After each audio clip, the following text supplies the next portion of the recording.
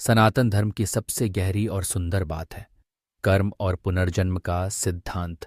ये हमें सिखाता है कि हमारा आज का जीवन हमारे कल के कर्मों का फल है और आज जो हम करेंगे वही भविष्य बनेगा।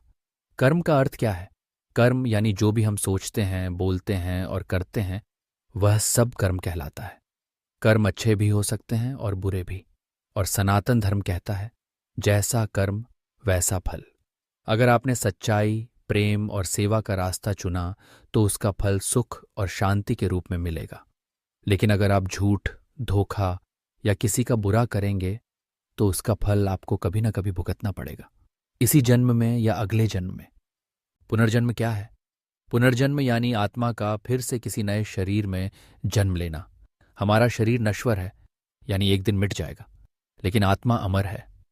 भगवद गीता में श्री कृष्ण कहते हैं, न जायते म्रियते व कदाचित। आत्मा कभी जन्म नहीं लेती और न मरती है, वह केवल एक शरीर से दूसरे शरीर में जाती है।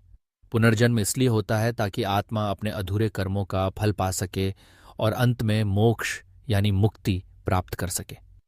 कर्म और पुनर्जन्म का रिश्ता, अगर किसी ने पिछले जन्म में अच्छे कर्म किए हैं तो उसका अगला जन्म अच्छे घर, अच्छे स्वास्थ्य और अच्छे अवसरों में होता है। और अगर किसी ने बुरे कर्म किए हैं तो अगला जन्म कष्टों से भरा हो सकता है। इसीलिए हमारे ऋषि मुनि और धर्म ग्रंथों ने हमेशा कहा है, धर्म के रास्ते पर चलो, अच्छे कर्म करो, क्योंकि यही साथ जाएगा। धन, पद, शरीर ये सब यहीं रह जाते हैं, केवल कर्म हमारे साथ अगले जन्म तक चलते हैं। सनातन धर्म हमें डर नहीं, दिशा देता है। ये कहता है कि हर इंसान के पास मौका है अपने कर्मों को सुधारने का, जीवन को सुंदर और पवित्र बनाने का। हर दिन एक नया अवसर है सेवा करने का, सच्चाई से जीने का और अपने आत्मा को ऊपर उठाने का। तो चलिए इस जीवन को इतना सुंदर बनाएं कि हमें अगला जन्म न लेना पड़े और हम मोक्ष की ओर बढ़ें।